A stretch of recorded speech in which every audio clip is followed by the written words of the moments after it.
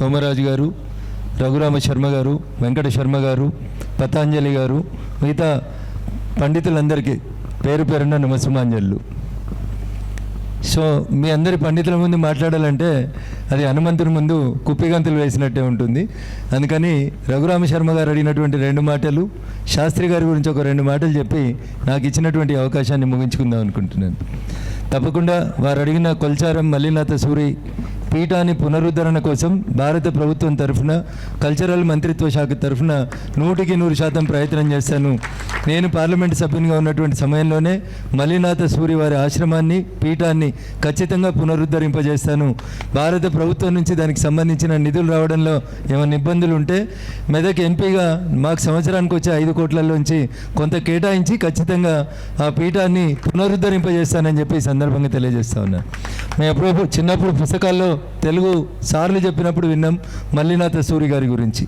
తిరిగి తెలంగాణ ఉద్యమం జరుగుతున్నప్పుడు తెలంగాణ ప్రాశస్త్యం గురించి, తెలంగాణ కవుల గురించి, ఆంధ్ర ప్రాంత కవులతో కంపేర్ చేయాల్సి వచ్చినటువంటి పద్ధతి పోటీలు వచ్చినప్పుడు టీవీ ఛానల్ చర్చలలో మేము మల్లినాథ సూరి గారి చరిత్రను చదివి మా మెదక్, మా కొల్చారం, మా మల్లినాథ సూరి గారని టీవీ ఛానల్ డిబేట్లలో చెప్పేవాళ్ళం. తిరిగి ఈరోజు రఘురామ శర్మ గారు గుర్తు చేసినారు.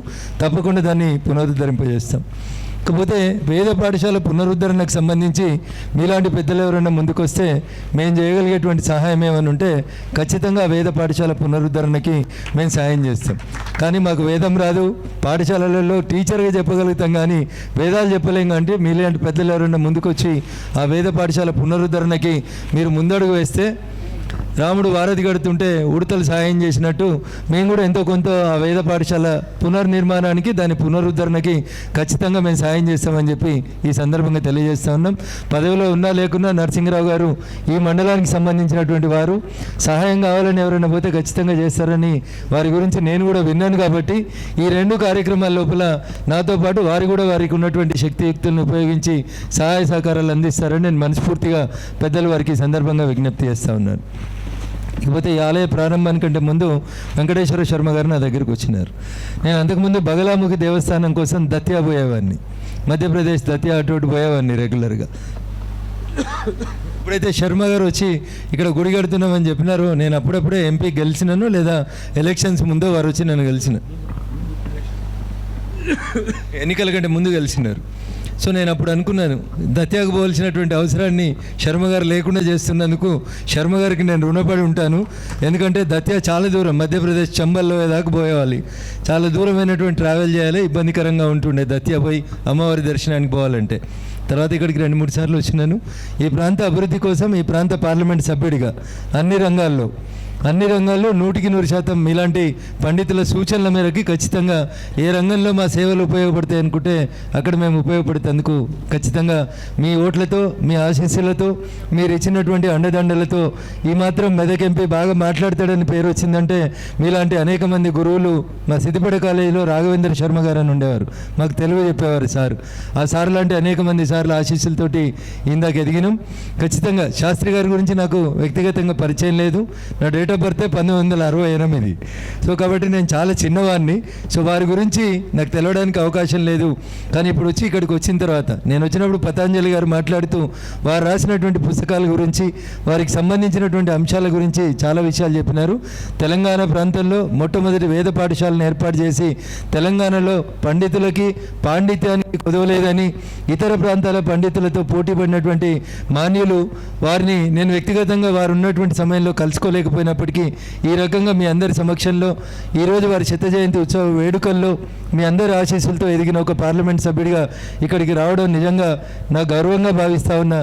మీ అందరి ఆశీస్సులు సదా మీ మీద ఉంటే, మా మీద ఉంటే తప్పకుండా భవిష్యత్తులో ఇట్లాంటి భారత సంస్కృతిని, సనాతన ధర్మాన్ని కాపాడడానికి చేసేటువంటి ప్రతి కార్యక్రమంలో మీతో కలిసి నడుస్తామని చెప్పి ఈ సందర్భంగా ప్రత్యేకంగా తెలియజేస్తూ, ఇంతమంది పండితుల ముందు మాట్లాడేటువంటి అవకాశం ఇచ్చినటువంటి వెంకటేశ్వర శర్మ గారికి వారందరి ఆశీస్సులతో తక్కువ సమయం మాట్లాడుతూ ఉన్నాం. ఎందుకంటే వారి గురించి వ్యక్తిగతంగా తెలుసుకోలేదు. ఇప్పుడు వారు రాసిన పుస్తకం ద్వారా తప్పకుండా తెలుసుకుంటాం. 101 సంవత్సరానికి మళ్ళీ ఇట్లాంటి వేదిక ఏమన్నా పెడితే మీ అందరితో పోటీపడి మాట్లాడడానికి ప్రయత్నం చేస్తానని చెప్పి ఈ సందర్భంగా తెలియజేస్తూ, అవకాశం ఇచ్చిన వేదిక మీద ఉన్నటువంటి పండితులకు అందరికీ కూడా మరొకసారి శిరస్సు వంచి నమస్సుమాంజలు తెలియజేస్తూ సెలవు తీసుకుంటా ఉన్నాను. ఒకసారి నాన్నగారి పాదుకలకి మీరు పుష్పమాల వేస్తే రండి. వారి నాన్నగారికి పులహారం గురు పూజ పాదుకలు నిత్య పూజ అవుతాయండి. శ్రీ విద్యా రూపంలో పూజిస్తాము. మా అందరికి మంత్రదీక్ష వారే ఇచ్చారు. బ్రహ్మ తస్మై శ్రీ గురవే నమః. లోకానాం భిషజే భవరోగిణాం నిధయే సర్వ విద్యానాం దక్షిణామూర్తయే నమః. కూర్చోండి, కూర్చోండి, మీరు కూర్చోలే, కూర్చోండి, మీరు కూర్చోలే కదా. అట అడ్డు లేకుండా పోయి ఫోటోకి అడ్డు లేకుండా పోయి.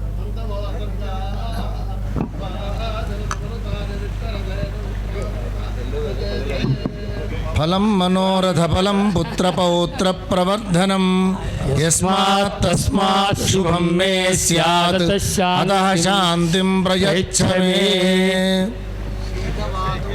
యశివో నామ రూపాభ్యాం యా దేవీ సర్వమంగళా తయోః సంస్మరణాత్ పుంసాం సర్వతో జయమంగళం. నాన్నగారు ఆధ్యాత్మికవేత్త కాబట్టి శంకరాచార్యుల వారి విగ్రహాన్ని మెమంటోగా ఇస్తున్నాం సార్. వారికి ఆదర్శం, వీరు మనందరికీ ఆదర్శం కాబట్టి వారిని ఇచ్చాం. వారి అందరికి కూడా ఈ పుస్తకం వారి చరిత్ర. అయ్యా వీటికి అర్థం ధనం ధాన్యం పశుం బహుపుత్ర లాభం శత సంవత్సరం దీర్ఘమాయు అగ్నిరివశుచిర్భవ ఆదిత్యా ఇవ తేజో భవ విష్ణురివ శ్రీమాన్ భవ బ్రహ్మాయురాయుర్భవ. కూర్చోండి, కూర్చోండి.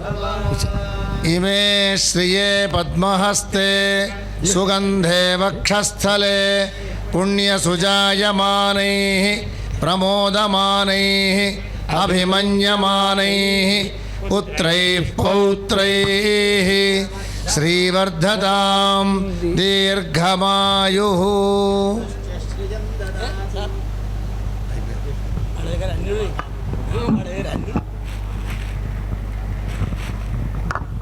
చాలా చాలా కృతజ్ఞతలు. సమయం ఎక్కువ తీసుకున్నాం, ఆధ్యాత్మిక కార్యక్రమం కాబట్టి సంతోషం. అందరికీ కృతజ్ఞతలు. అయ్యా